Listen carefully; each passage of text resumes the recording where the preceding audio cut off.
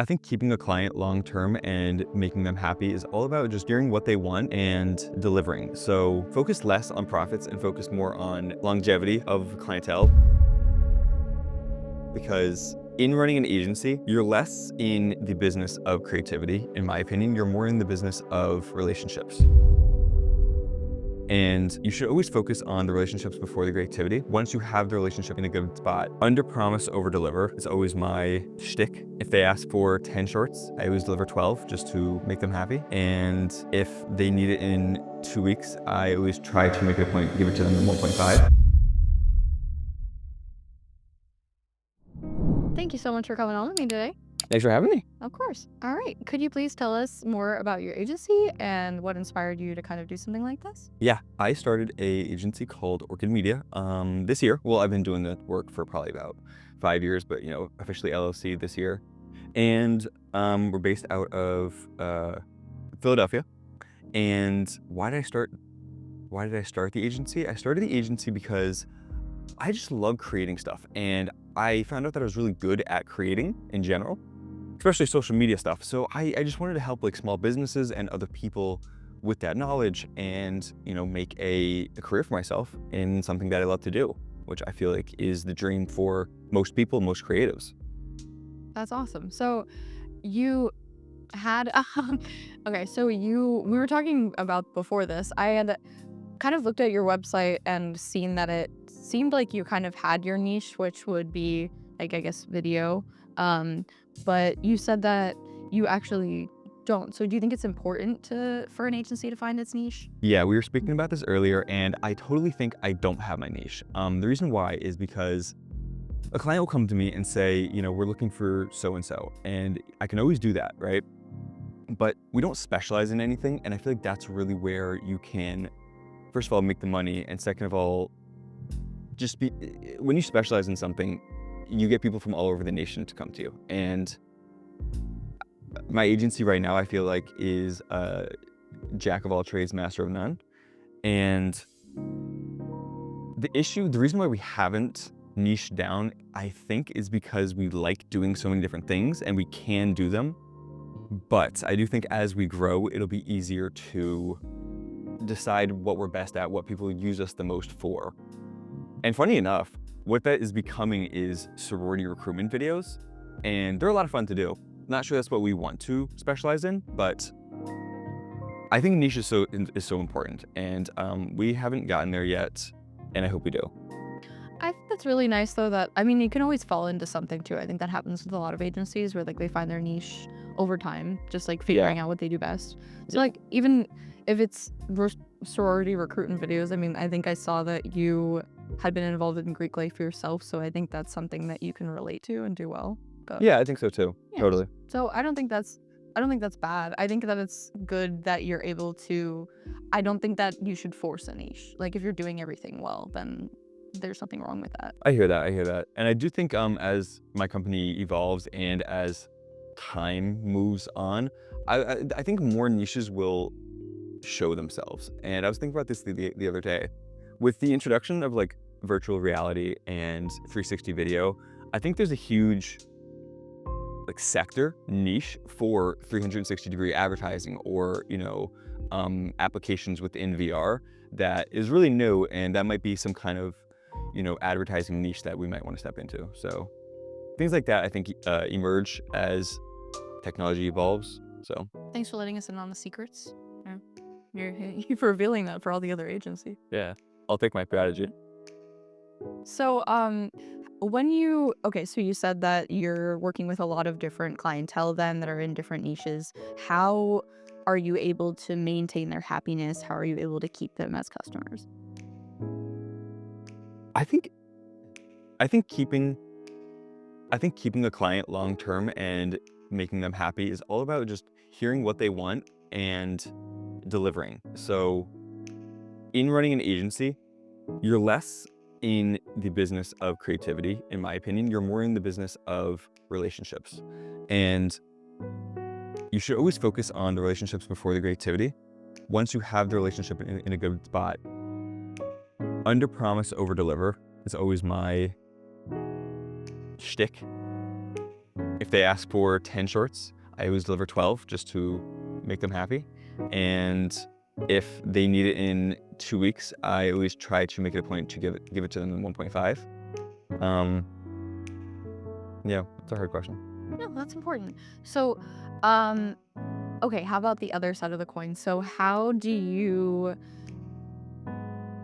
deal with, okay, say you think that you objectively are creating good work and a client isn't happy with it. How do you deal with that?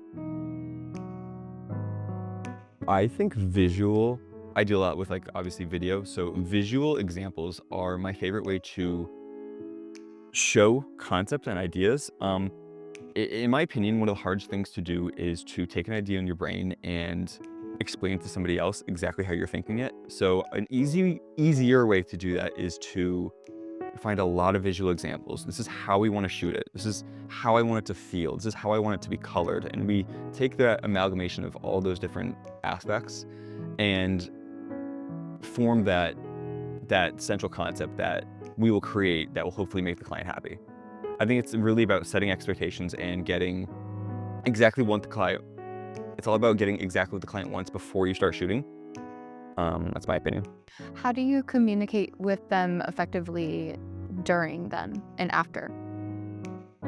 Efficient, frequent meetings. I'm all about texting. I'm all about emailing, but I think it's really important to hop on a FaceTime call, a Zoom call, or meet in person, because I think a lot more gets done in person or on a Zoom call. Sorry, Gen Z. I don't want to go back to the office, but my employees hate me because I always call them, not out of the blue. I'm like, hey, do you have 5 seconds to talk? And like, yes. And then we do, My boss does. yeah, do a lot more in that time. So back to the client, I think it's important to meet like that, develop an understanding of what needs to happen, and then progress from there. That makes a lot of sense. I hear from a lot of agencies that in person is much more important to them and their clientele than anything else, which I thought was really interesting because I thought, now that we're in the digital age, that people would be more comfortable just kind of being in the comfort of their homes and being able to be on video. But I feel like the consensus is that people get to know someone better and more personally in person rather than through a Zoom call, even if you can see their face. I think that, and even just not like going for that video rather than just a phone call or just a message or an email. I think that's like really important. Yeah, I agree. In person is very important, but on the other side, like I do have clients in like Hong Kong and France and stuff. And obviously you can't meet with them, especially for, the level I'm at. It's not worth to fly over there for a meeting. So like the FaceTime is really important, I think. Even just once or twice before you get into the work, really understand like what they need, who they are, why they hired you. Then you can get into the creative. Okay, so we've talked about how you maintain clients and keep them happy. How do you bring them in? So what's your strategy with leads, and like how do you find the people that you want to work with too? I think this is definitely where we need to develop. I feel like we are at a good place in terms of creative. You can always get better at creative. Everything can be tuned up, but I feel like we're at a good place in terms of creative. Bringing clients in as a new agency is one of the hardest things to do. And I think organic leads is the most important part of leads I think organic leads are obviously the best, right?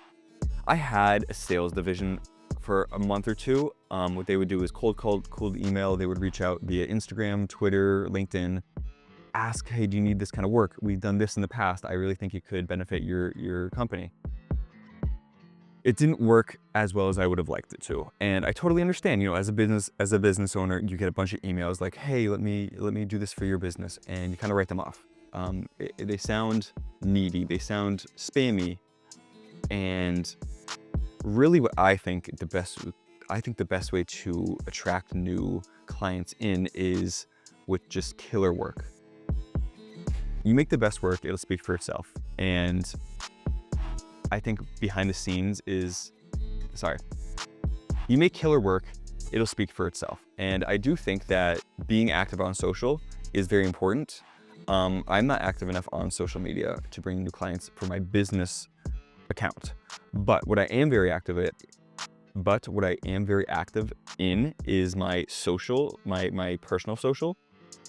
And I don't know if you've ever heard, like, Tiff talks about this, but the founder, what is it called? The founder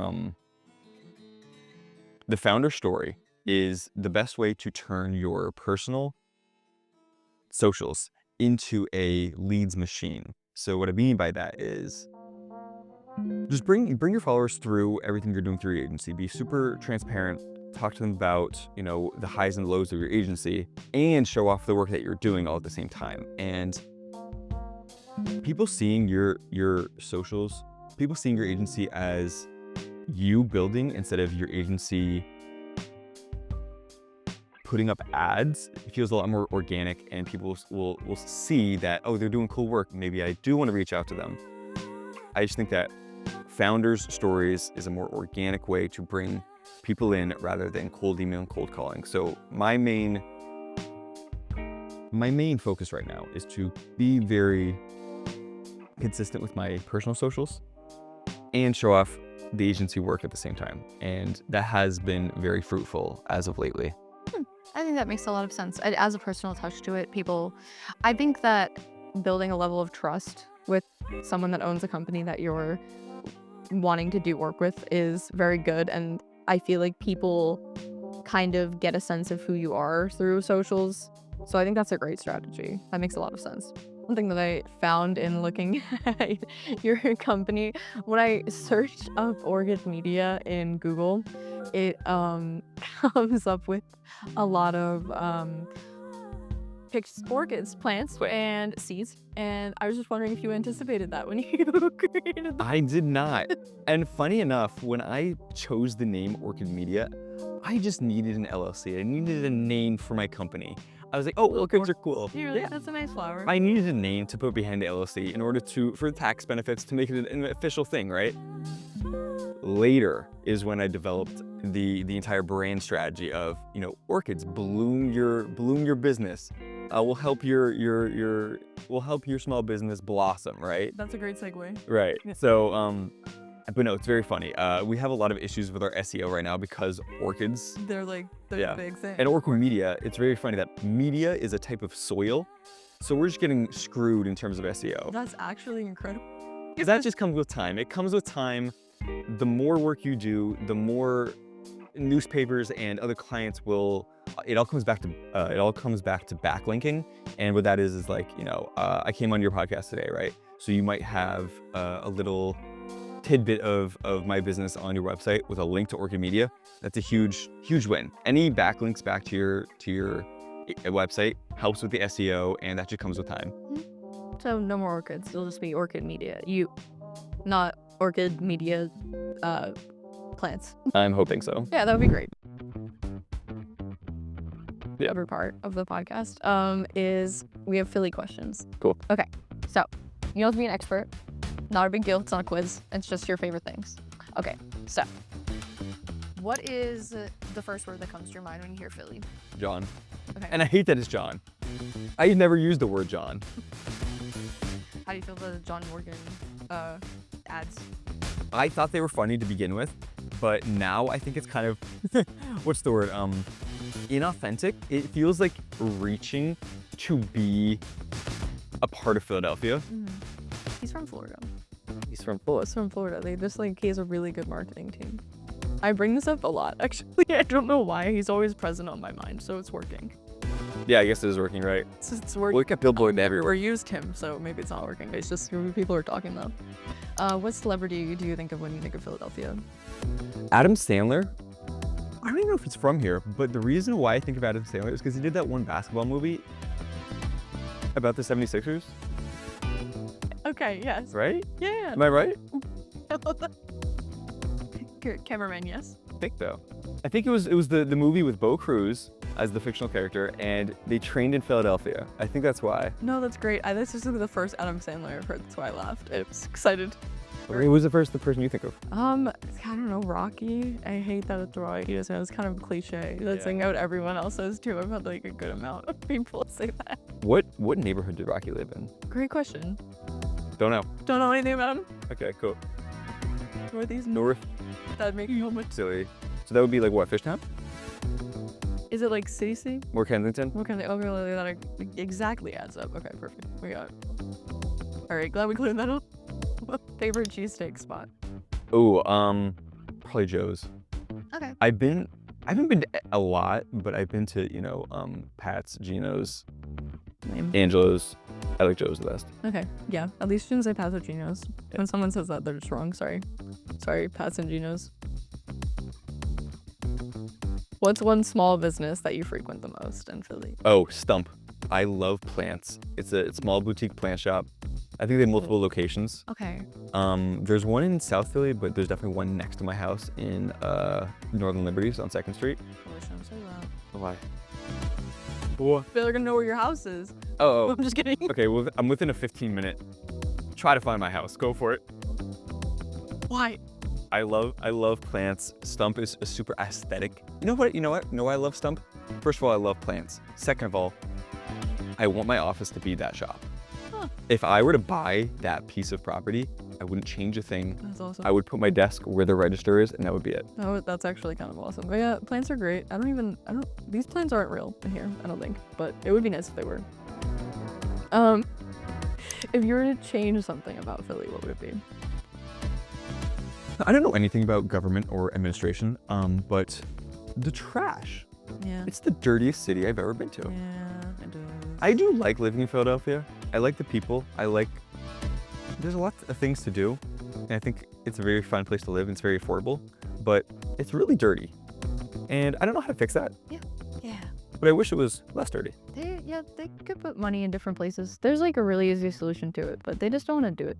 So that's the long story short for government administration. But they should do more about it. Yeah. I agree, but that sucks. And everyone that lives here doesn't want to do what they do there, so Yeah. it's no one's fault. What's your favorite neighborhood in Philly? Northern Liberties or Fishtown. They're very artsy. They're very nice. They're very young. I love the restaurants there. Philadelphia has the best restaurants in any city in the United States, for sure. Hell of it. I like Fishtown a little bit more just because, No. Hi, between Northern Liberties and Fishtown. What about you? Okay. I live in Manayunk right now, and I really like it. I lived all over Philly. I like all of Philly, so I don't really have... I think it's my favorite because I like being able to be technically in the city, but not in the city, because it's nice. You can see trees. When I see trees, I'm happy. Nice. I can go into the Wissahickon and hike. That's great. But... I'm guessing you love Maniac because of the parking, right? They're all on hills. They're horrible.